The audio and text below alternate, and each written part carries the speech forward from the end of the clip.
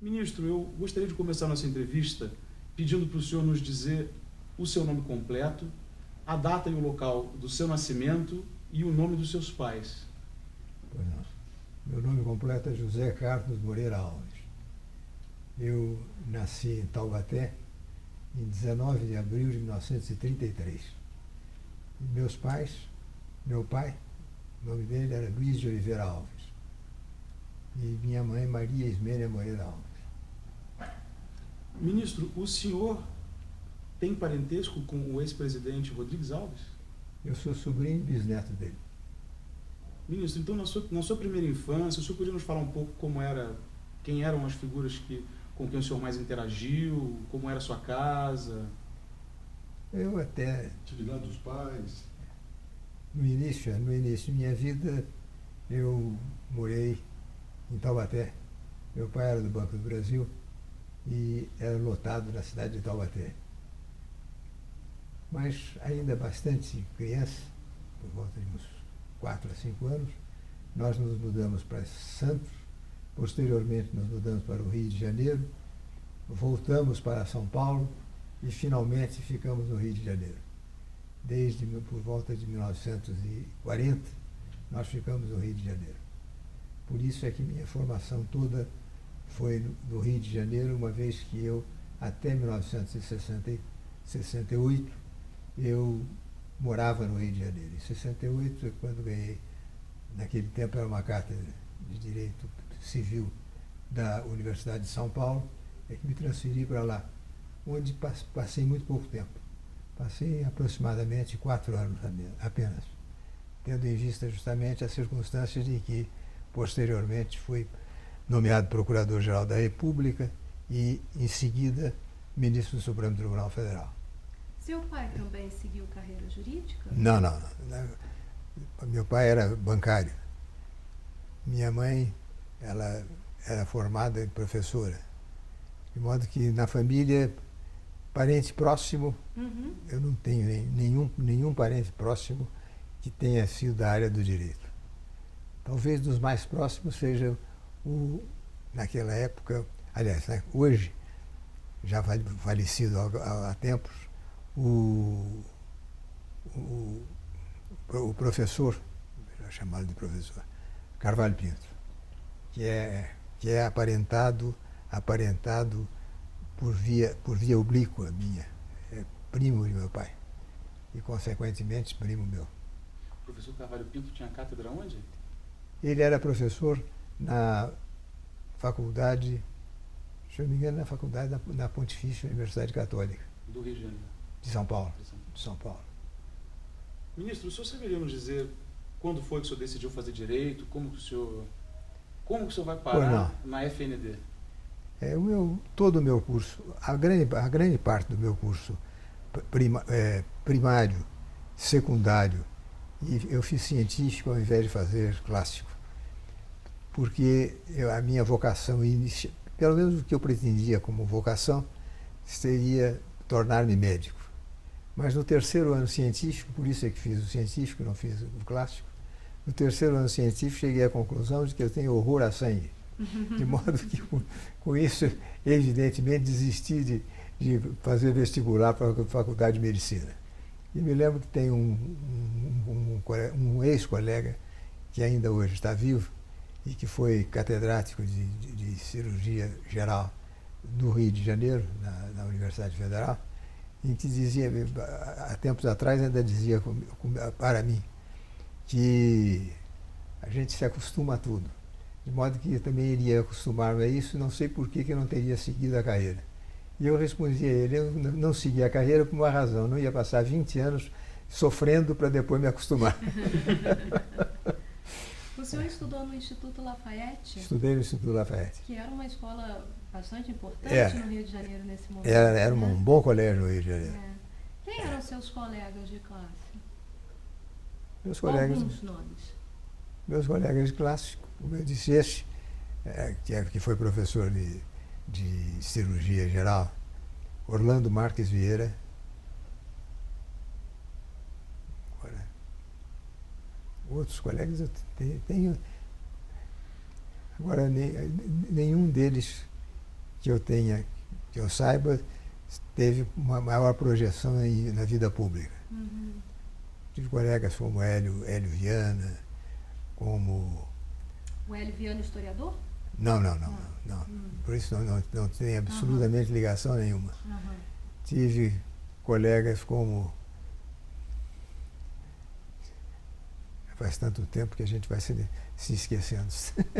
Nós temos encontramos numa fonte uma informação que o senhor teria sido, nesse momento, colega do ministro Galotti e do Célio Borja. Do ministro Galotti e do Célio Borja, nós fomos contemporâneos de faculdade de Direito.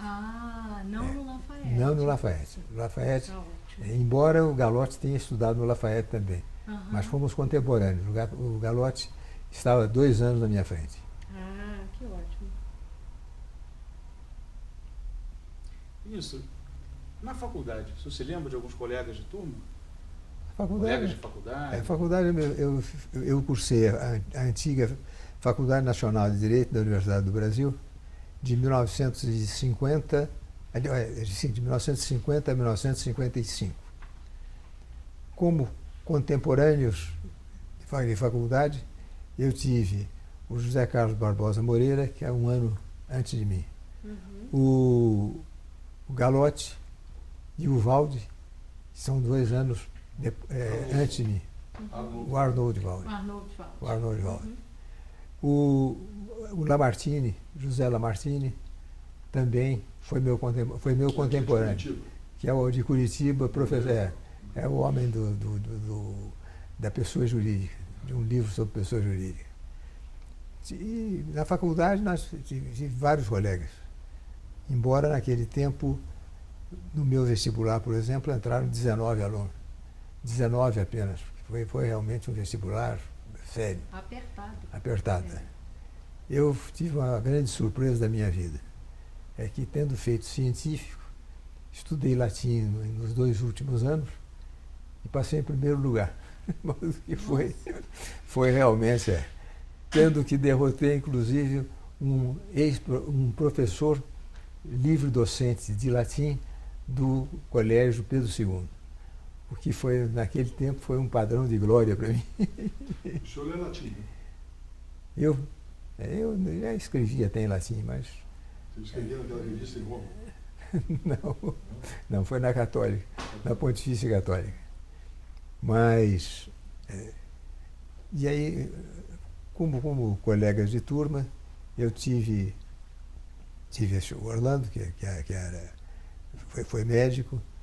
Na faculdade de Direito tive minha mulher, que, aliás, eu a conheci no 4º ano primário.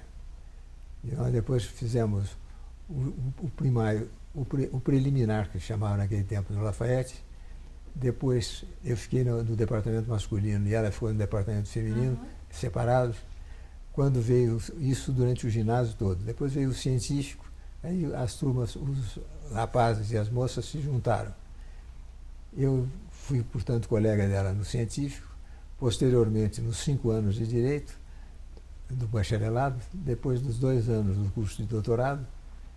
Nos formamos em 55, casamos em 56, e aí então vivemos até hoje.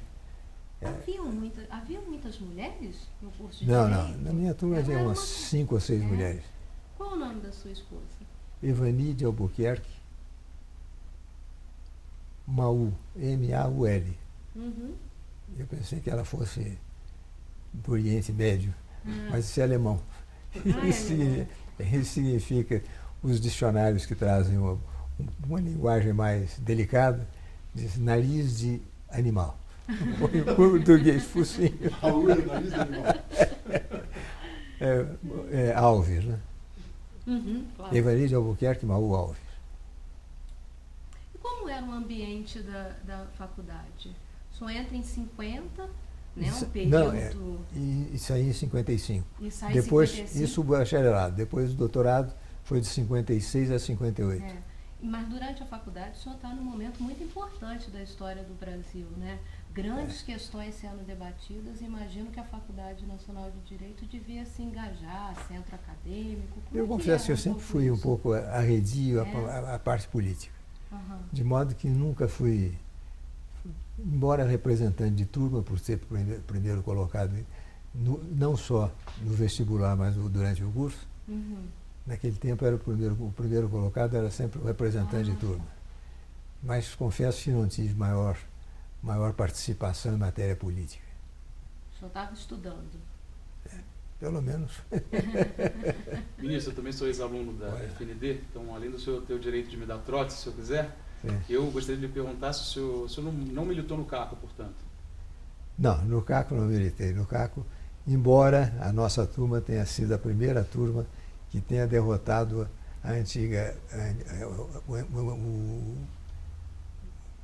Era a Reforma E a ala? e a ala. É. O senhor era de algumas Eu pertencia sem maior militância na ala. Na ala. E a nossa turma foi a primeira vez que, durante muitos anos, derrotou a Reforma, que era, naquele tempo, chefiada pelo Frejá. Era o José Frejá, irmão do Dr. Frejá, aqui de Brasília. Verdade. Ele era o presidente do CACO na época, até ser derrotado pela ala, não era? Foi derrotado justamente pelo filho do professor Linneu, de Direito Internacional Privado, Direito Internacional Público. Essa eleição foi realmente clássica. O senhor participou dessa eleição? Participei votando, mas não lhe fazendo propaganda política. O senhor tem memória, mais ou menos, o que dividia a ala? Porque nós tínhamos projeto de memória do centro acadêmico, fui do centro acadêmico, a gente queria fazer um projeto de memória, a gente teve sempre muita dificuldade de organizar o debate. Não, hoje nenhum. Não, naquele tempo. No meu tempo de CACO, eu era meio que mais para a esquerda, mas nada... E a Reforma era mais para a esquerda. A Reforma era mais para a esquerda. E a ala era mais para a direita. Sim, é o que a gente ouvia. Pelo menos é. Mas o senhor se lembra de algum debate entre a ala e a Reforma? A gente teve muita dificuldade de... Não. Quais eram os debates? Nunca houve. Pelo menos eu nunca participei de debate nenhum.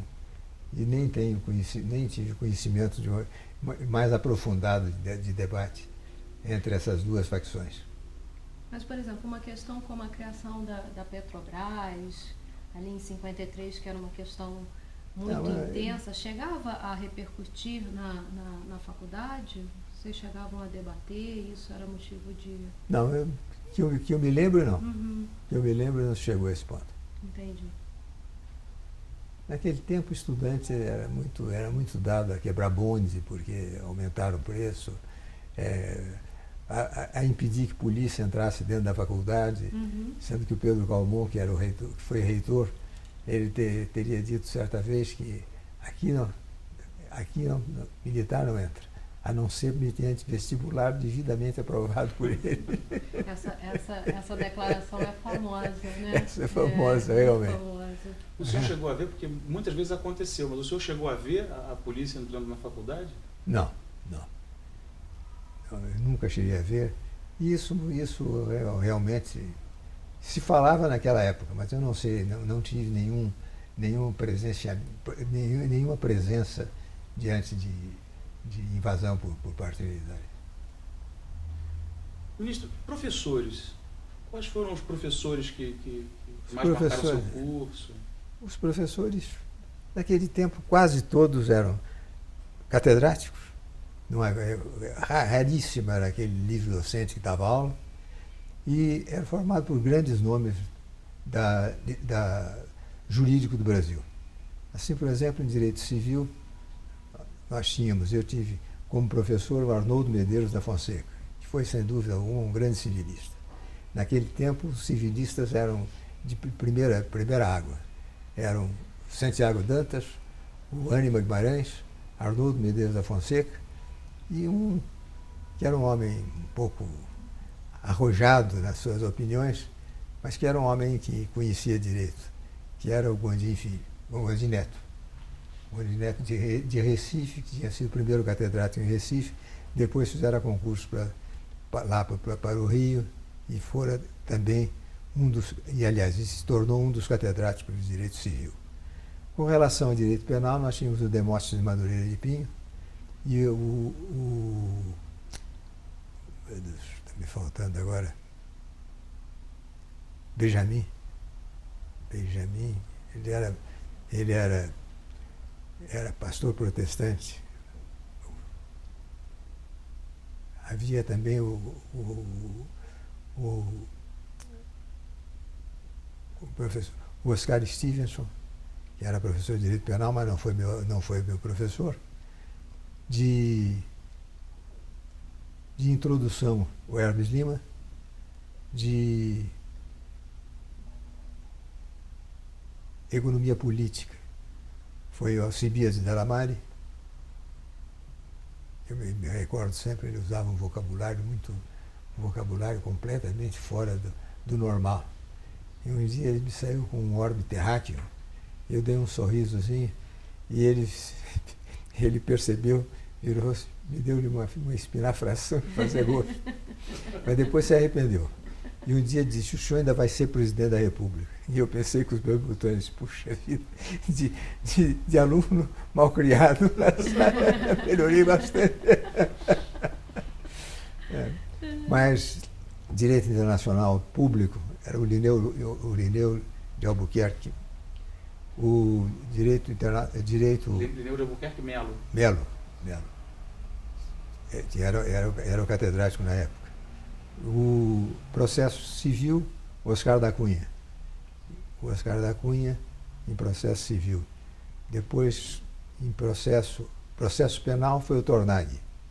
Hélio Tornaghi. Hélio Tornaghi, que foi o último professor falecido da minha turma. Naquele tempo ele era um homem bastante moço, um homem de 40 e poucos anos. E de medicina legal era o Hélio Gomes. O de direito administrativo era o professor Alcides, que foi procurador-geral da República, inclusive. Alcides Salazar. Alcides Salazar. Valadão, que foi professor de todo mundo no Rio de Janeiro, em Direito Internacional Privado. O senhor falou do Haroldo ou do Alfredo Valadão? Do Alfredo, que é o pai dele. Esse é. Eu vi uma vez, mas já era bem idoso. Eram 3 alunos. O Haroldinho, que era o filho do Valadão. O Valadão, toda vez que dizia que um aluno era ignorante, dizia até o Alfredinho. Responderia isso.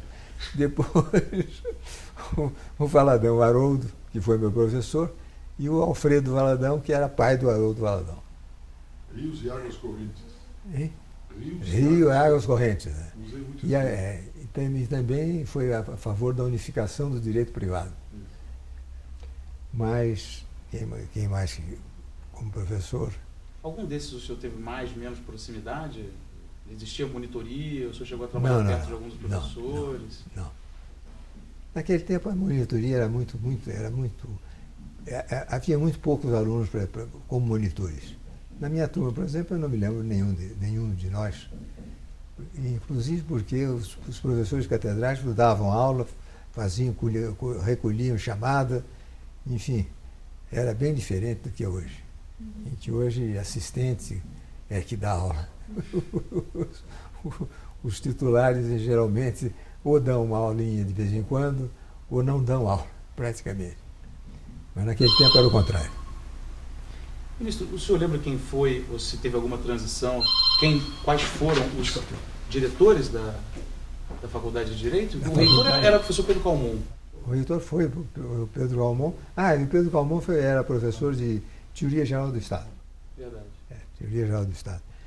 Como diretores da faculdade, nós tivemos o Hélio Gomes, que foi no 4º ano, quem foi mais diretor? O Hermes Lima foi diretor também. O Hélio Gomes, o Hermes Lima. Tornaghi não. Arnoldo também não. É que eu me lembro assim, foram esses dois. Mas havia outros. Geralmente, todo ano se mudava o diretor.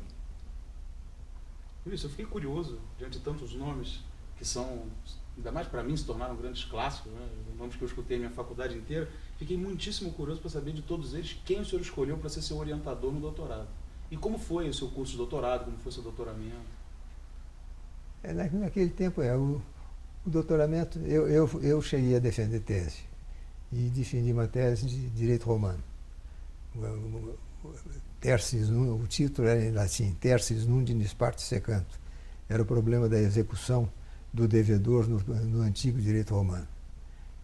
Mas essa tese, o professor que me orientou no sentido de deu uma orientação foi o professor José Carlos de Matos Peixoto, que era o catedrático de direito romano. Já naquela época eu voltava as minhas vistas para o direito romano, onde cheguei a ser, na Faculdade Nacional de Direito, livre-docente de direito romano. Posteriormente é que a cadeira se desdobrou em direito romano e civil, de modo que o título passou a ser de direito romano e civil. E isso foi eu fiz o doutorado, a defesa de tese de doutorado em 1961. No primeiro semestre de 61. Em 61 mesmo, eu fiz a livre docência, também na Nacional de Direito Romano. E pouco depois, em setembro, e a primeira prova seria realizada no tempo em que o Jânio Quadros renunciou. Foi, aliás, eu me lembro, foi um drama isso, quando eu vinha do Rio de Janeiro para São Paulo. E vinha de automóvel, eu tinha uma Kombi, trouxe os meus 2 filhos, o casal de filhos, minha mulher e meu pai. E nós vínhamos olhando para ver os ônibus da Cometa que vinham de São Paulo, porque cada um deles trazia no para-brisa, trazia a hora que saíam de São Paulo. Então havia ônibus 8 horas, 9, 9h10, 9h30 e assim por diante. E vínhamos justamente para ver se São Paulo não estava fechado, porque corria no Rio São Paulo estava quase que em revolução, por causa da renúncia do Jânio. Me lembro que nós chegamos sem problema nenhum, e aí eu fui para a casa de uma tia minha. Houve uma divisão mesmo. Os 2 filhos e a Ivani, minha mulher, ficaram na casa de um tio meu. E eu fiquei na casa de uma outra tia. E no dia seguinte fui fazer o concurso. Cheguei na faculdade, eram 7h30 mais ou menos, e vi tudo fechado. Estranhei aquilo, porque de acordo com a convocação era para ser naquele dia. Quando me aparece o porteiro da faculdade e me pergunta: o que o senhor está fazendo aqui? Eu disse: bem, eu vim aqui fazer um concurso para catedrático de Direito Civil, de Direito Romano. Ele disse: mas o senhor não sabe que foi adiado o concurso? Eu disse: não, ninguém me avisou. Foi adiado porque um dos candidatos, nós fomos 4 candidatos, um deles, o Renato Cirelk Zerna, que era filósofo, professor de filosofia do direito, ele caiu no banheiro, no box, quebrou o nariz, e por isso foi adiado por 15 dias. E aí fiquei eu num problema dramático, porque voltar para o Rio havia o problema de haver revolução, e aí teria dificuldade de chegar a São Paulo. Não voltar ao Rio havia o problema de livro. Eu levei muito pouco livro para São Paulo. E aí tive que ir ao Gama e Silva, que era o diretor da faculdade, para pedir a ele uma autorização para tirar uns volumes, para poder estudar, porque tudo, naquele tempo, a prova escrita havia uma relação de 25 temas. E geralmente eram temas absolutamente sem ter o que dizer. Me lembro que, inclusive, o professor Reale me disse que, quando ele fez o concurso, um dos temas que deram desses 25 para a prova escrita foi a teoria de um filósofo belga que ninguém aqui no Brasil conhecia. Nem ele nunca tinha ouvido falar nesse filósofo. Sendo que a sorte dele, pelo menos se tivesse caído, diria alguma coisa, foi que o professor, era o professor da Católica, era um professor belga, está me faltando agora o nome dele. Ele, dias antes da prova do professor Reale, recebeu um livro, uma revista, onde havia um artigo assinado por esse filósofo, que era justamente o objeto de um dos temas do concurso dele. E com isso ele pôde pelo menos ficar um pouco mais tranquilo, porque tinha alguma coisa para dizer. Mas eu em 61, e portanto eu cheguei de bacharel a quase catedrático, porque em 61 eu perdi foi o concurso de Direito Romano. Esse é que é o concurso. Foi o concurso. Esse concurso aí, esse concurso aconteceu isso. Primeiro eu fui à faculdade, cheguei lá e estava fechada a faculdade porque tinha sido adiado. Depois o concurso se iniciou. Éramos 4 os concorrentes. O senhor lembra? Me lembro. Os outros Me lembro. Era o Renato Cirel Zerda, que era livre-docente de Filosofia do Direito. Era justamente o candidato dos professores mais moços da faculdade. Mais moço é o modo de dizer, porque inclusive o professor Reale lhe dava muita força. O outro era o Geraldo Uriua Sintra, que era livre-docente de Processo Civil. O outro era o Alexandre Corrêa, o filho do catedrático. Aí foi a dificuldade toda foi essa. E o quarto fui eu, que entrava como estrangeiro. Absolutamente estrangeiro e paraquedista. E eu digo paraquedista porque o apelido lá dizia assim, vem um carioca, aí, um paraquedista carioca para fazer o concurso.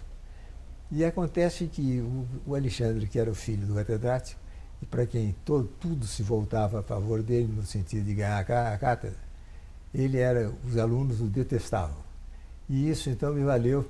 Eu era o mais moço, eu naquele tempo tinha 27 para 28 anos. Eu era o mais moço, de modo que isso arriou para mim toda a simpatia da estudantada.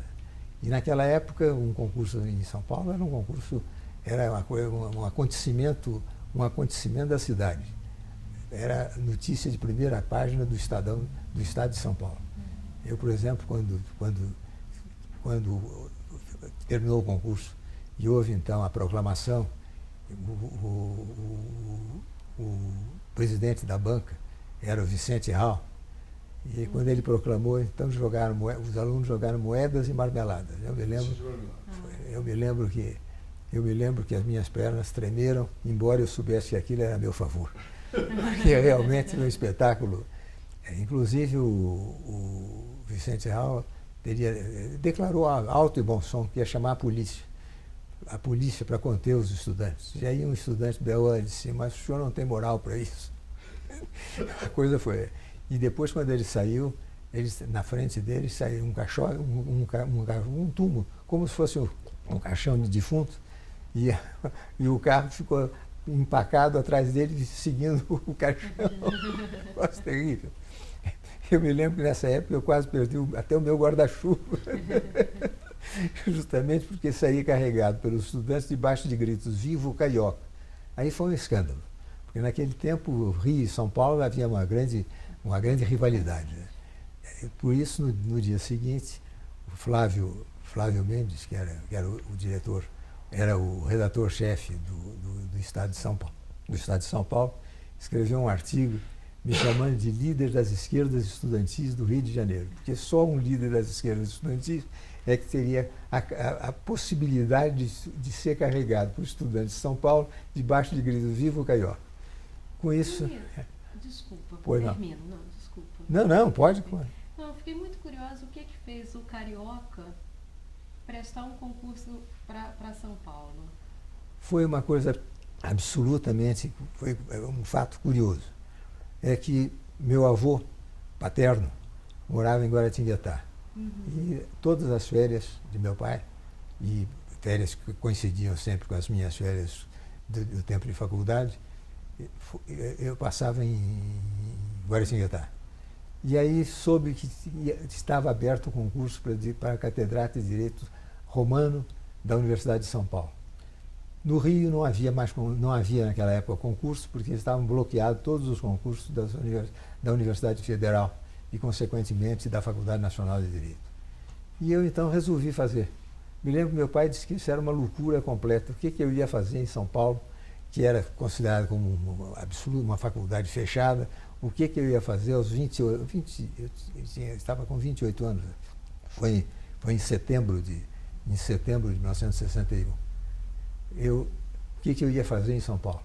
E aí eu voltei para o Rio, quando soube do concurso, escrevi uma tese a respeito da forma humana no direito romano e concorri como vamos dizer, como um páreo por fora. Era o corredor por fora. É o azarão da história.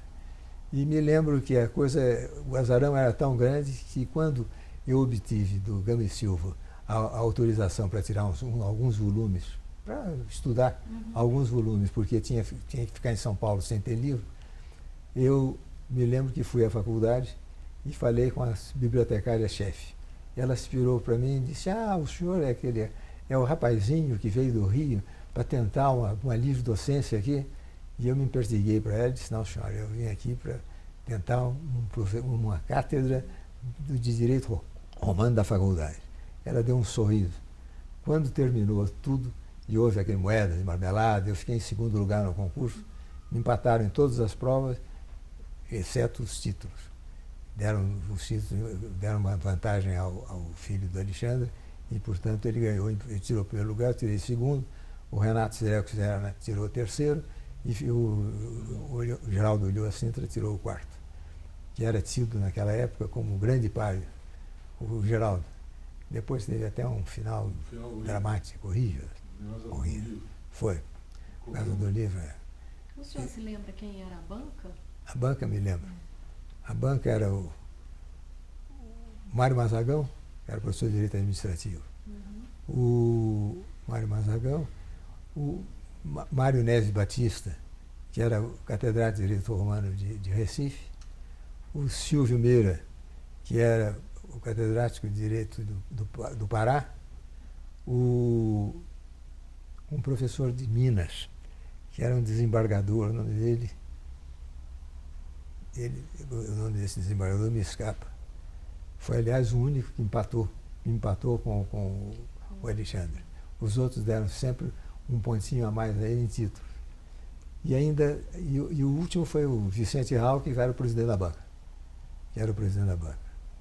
E nesse concurso eu fui até meio... É até a história, os arroubos da juventude. Eu me lembro que houve uma passagem que ficou marcada na minha memória, porque foi um ato de verdadeira loucura de candidato, quando o Mário Mazagão me disse que havia um texto em latim na minha tese que estava mal traduzido. Eu então me virei para ele, traduzi, analisei o texto todo, traduzi e virei para ele e tive esse arrobo de juventude. E se Vossa Excelência tiver alguma dúvida, eu estou pronto para respondê-la. Me lembro que, em virtude disso, o Gofredo da Silva Teles, que era, naquele tempo, catedrático de introdução à ciência do direito, e que tinha padecido na mão do Mário Mazagão, justamente por causa de textos latinos, ele, quando houve, naquele tempo havia 2 intervalos, as provas eram meia hora para o examinador e meia hora para a defesa do candidato. Como eram 5 examinadores, eram 2h30, mais 2h30 do candidato, estava 5 horas. Por isso a gente tinha 2 intervalos, depois da segunda arguição e depois da quarta arguição. E eu me lembro que depois da segunda arguição, portanto, tinha decorrido uma hora e meia, mais ou menos, naquele tempo também o candidato era trancado, era trancado na secretaria da faculdade. E eu me lembro que quando eu me levantei para me dirigir para a secretaria, o Gofredo virou-se para mim e disse: meu rapaz, até hoje me lembro mais ou menos, a frase não é exatissimamente a mesma, mas é mais ou menos essa. Meu rapaz, eu hoje lhe daria 12 e não 10, porque você rasgou definitivamente o cartaz de latinista do Mário Mazagão. Mas esse foi o concurso, isso foi em 1961. Eu, quando perdi o concurso, tirei segundo lugar, fiquei como livre-docente da Faculdade de Direito de São Paulo, voltei para o Rio. E naquela época eu era escriturário do Banco do Brasil. E era muito difícil passar para o quadro de advogado. Me lembro que eu tinha mais título universitário do que o consultor jurídico do banco. E, apesar disso, estava como escriturário. Mas o presidente do banco... Tinha feito concurso para escriturário? Tinha. Que ano Tinha foi? feito, foi em 1953. Naquela época, eu era datilógrafo da SUMOC, que é Esse mesmo que é o Banco Central. o Banco Central. os Foi primórdios depois, do Banco Central, depois se transformou em Banco Central. Eu era datilógrafo da SUMOC. Quando fiz concurso para o banco e fiquei então como escriturário. Naquele tempo, escriturário, letra A. Mas, posteriormente, quando eu fiz concurso para São Paulo, isso foi em 61, eu já era escriturário um pouco mais avançado na carreira. Em 63, passei o presidente do banco, quando o consultor jurídico do banco soube da minha carreira, dessa carreira universitária, ele foi ao presidente do banco e o presidente do banco me nomeou advogado do banco. De modo que eu, de 63 até 75, quando eu saí do Banco do Brasil, pedi demissão justamente porque tinha sido nomeado para o Supremo, eu, nesse período, fui advogado do Banco do Brasil. A ida para o Banco do Brasil tem alguma relação com o fato do pai do senhor também ter sido do Banco do Brasil? Pelo contrário. Papai foi chefe de gabinete do presidente do banco, foi diretor da carteira de crédito geral do banco, e nesse período, tanto como chefe do gabinete do presidente do banco, como diretor-geral da carteira de crédito geral, eu continuei como escriturário. Papai sempre dizia o seguinte: você vai ter a grande vantagem, vai se fazer por si mesmo. Tanto que eu passei, foi em 63, quando eu passei de quadro, eu já naquela época era funcionário letra F, já estava relativamente graduado na carreira. Ele não era mais, meu pai já estava aposentado desde 1950 e poucos. Entendo. Mas não houve relação nenhuma. Pelo contrário, a relação seria até prejudicial. Prejudicial sobre esse aspecto. Mas eu até estava pensando em outra coisa, assim, se a escolha de prestar um concurso público ter sido para o Banco do Brasil por conta do seu pai ter uma carreira, ou seja, naquele tempo o Banco do Brasil... admiração pelo banco. O Banco do Brasil naquele tempo era uma grande carreira. É por isso. Por isso é que o banco, todo mundo dizia que era mais fácil entrar para o banco do que sair dele. Justamente por isso, porque ele era de todas as empresas públicas, ele era aquela que melhores vencimentos tinham, que mais prestígio havia naquela época. De modo que foi por isso que me fez. Foi justamente eu me casei casei em 56, portanto tinha 23 anos, e para sustentar a família era preciso ter um emprego razoável. E foi justamente esse, foi do Banco do Brasil em 60, foi quando eu fiz o concurso em 53. Entendo. Ainda e a como carreira docente? A carreira Porque docente. Rapidamente o senhor parece que abraçou um pouco a carreira docente. Eu tive uma particularidade curiosa. Eu comecei sempre pelo cargo mais alto. Na carreira universitária, eu cheguei a quase catedrático em 61. Em 1968, portanto, 6 anos depois, para 7 anos, eu cheguei a catedrático da USP de Direito Civil. Foi o segundo concurso que fiz lá. Como Ministério Público, eu fui Procurador-Geral da República sem ter sido membro do Ministério Público anteriormente. De modo que, então, professor, comecei praticamente como catedrático. O Ministério Público como Procurador-Geral da República. E qual era a outra? E eu fui juiz no Supremo. Eu não tive carreira nenhuma, a não ser começar no Supremo Tribunal Federal com 42 anos em 1975.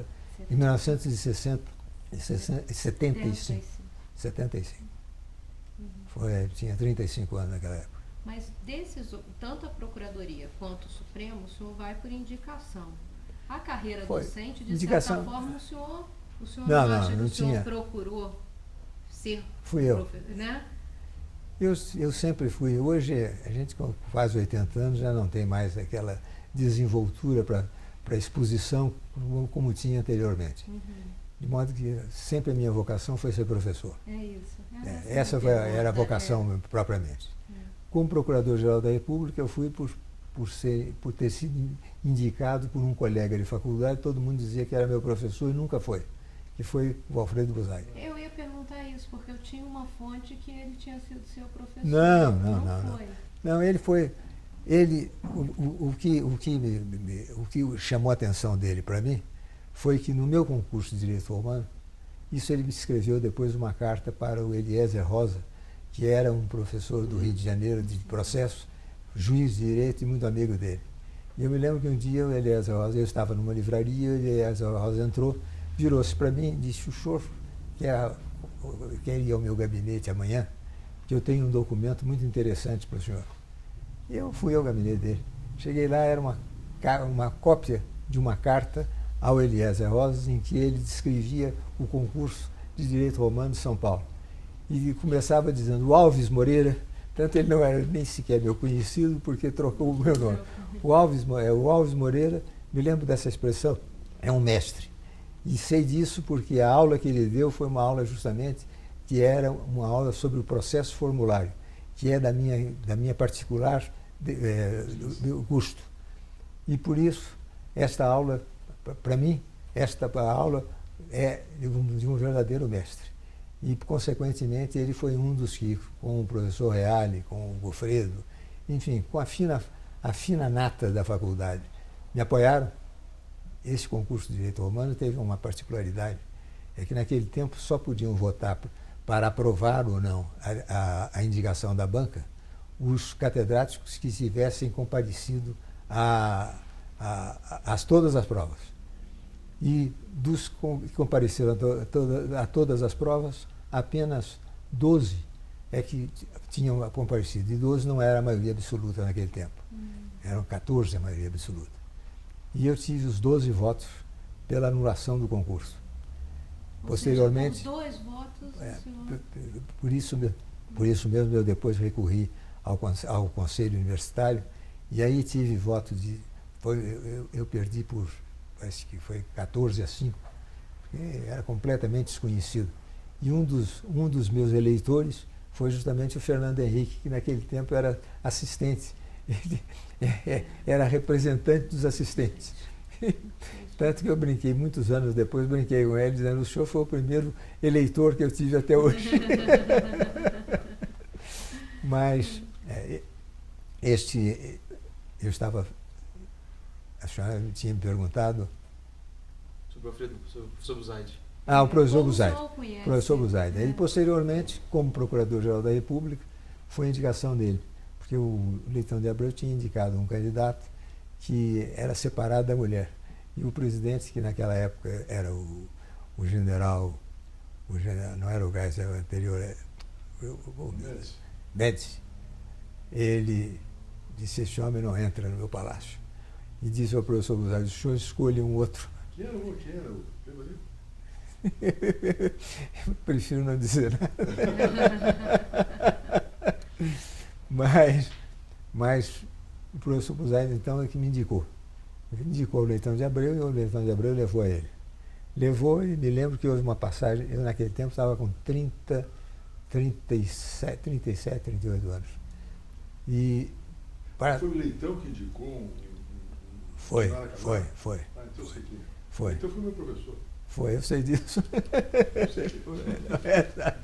Foi justamente, mas eu achei curioso porque quando eu fui apresentado ao Médici, fui apresentado depois de nomeado. Já tinha sido nomeado, então me levaram lá para apresentar a ele. Ele virou-se para mim, olhou assim de alto a baixo e disse: mas o senhor é que é o Procurador-Geral da República?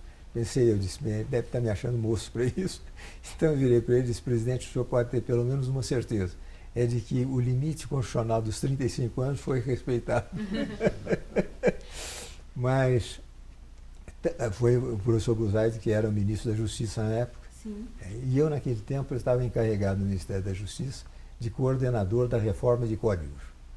Daí a razão pela qual, posteriormente, ingressei ingressei na comissão do Código Civil, indicado pelo Reale. E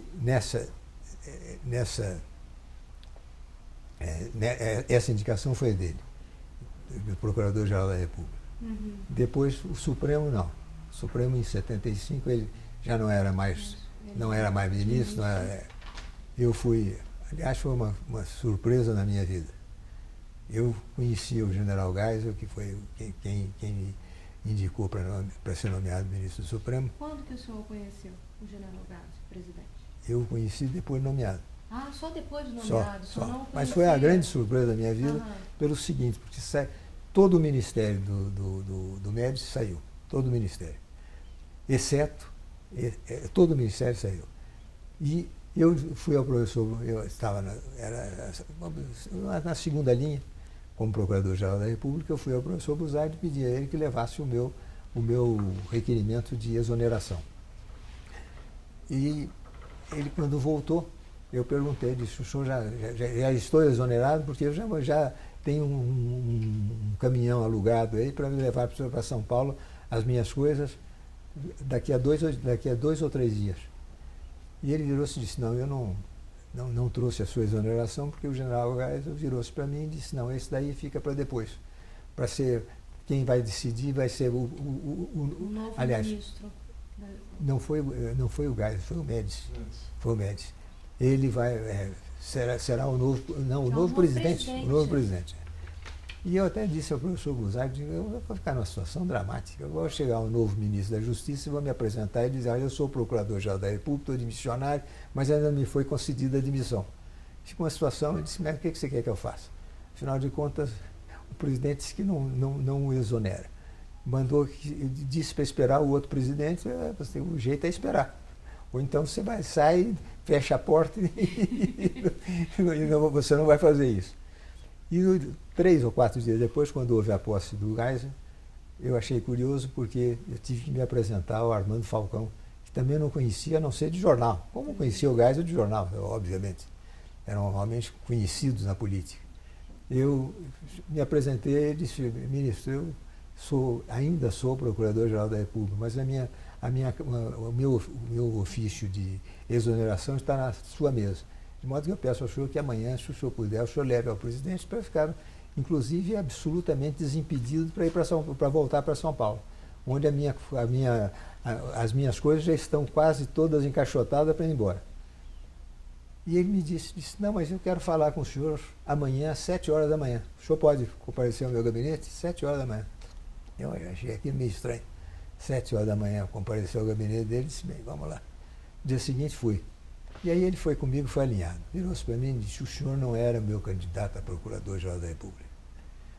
Eu fui ao presidente Geisel e disse a ele, presidente, eu tenho um candidato a Procurador-Geral da República.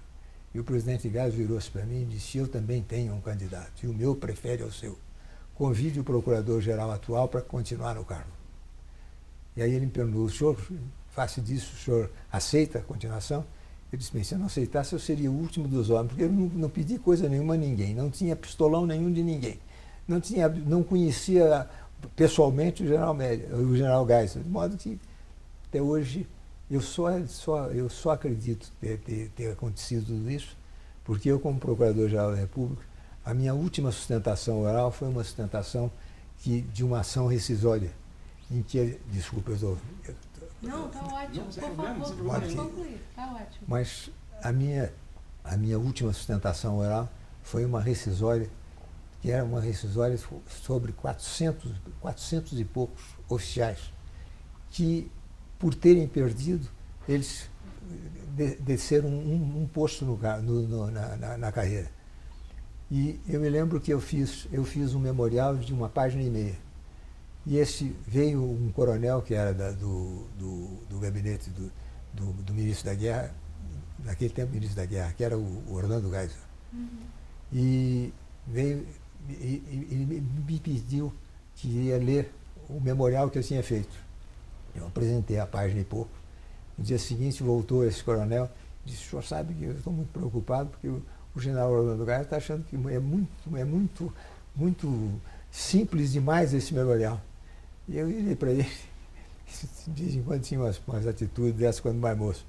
Eu falei para ele e disse: coronel, o senhor diga ao general que a gente, quando tem razão, não precisa escrever 50 páginas, basta uma página e pouco. Estou repetindo no final também. Você repetiu, né? Basta uma página e pouco para a gente ganhar ou perder. E ganhei por unanimidade. De modo que a única coisa que eu admito foi isso. Foi por causa desse que era um problema sério para o Exército, porque eram 400 oficiais que seriam rebaixados em um posto. Aliás, seriam não, já tinham sido. Já tinham sido. Se não fosse essa rescisória. Mas também não sei se isso corresponde à verdade, porque agora o que é certo é que eu não o conhecia, eu conhecia apenas de jornal, obviamente, mas ele nunca me conheceu. Tanto que ele teve depois comigo, quando eu disse que aceitava, e 2 ou 3 dias depois fui à presença dele para ser apresentado, ele virou-se para mim e disse: o senhor tem carta branca, o senhor faça, eu quero que uma procuradoria atuante, o senhor, de modo que o senhor faça da procuradoria tudo que for melhor para ela. Foi uma coisa absolutamente que me tocou até, porque afinal eu disse: bem, o homem não me conhece, a não ser, obviamente, por referência de alguns amigos dele. Mas com isso eu virei Procurador-Geral da República, de 72 até 75. Quando o general Geisel, pouco antes de 75, ele me disse, antes de 75, foi em 74, houve uma vaga que foi a vaga do Leitão. Ele me disse: o senhor não se preocupe com isso. Eu vou nomear agora o doutor Leitão de Abreu, com quem eu tenho um compromisso. O senhor ainda, no meu governo, o senhor será ministro do Supremo. Eu pensei que o doutor disse: isso é uma maneira boa de me escantear. Mas realmente, em 75, depois de 6 meses, foi na vaga do Trigueiro, depois de 6 meses ele me nomeou. Me nomeou de modo que eu entrei em junho de 1975. Naquela época eu estava com 32 anos. Aliás, 32 não, 42 anos.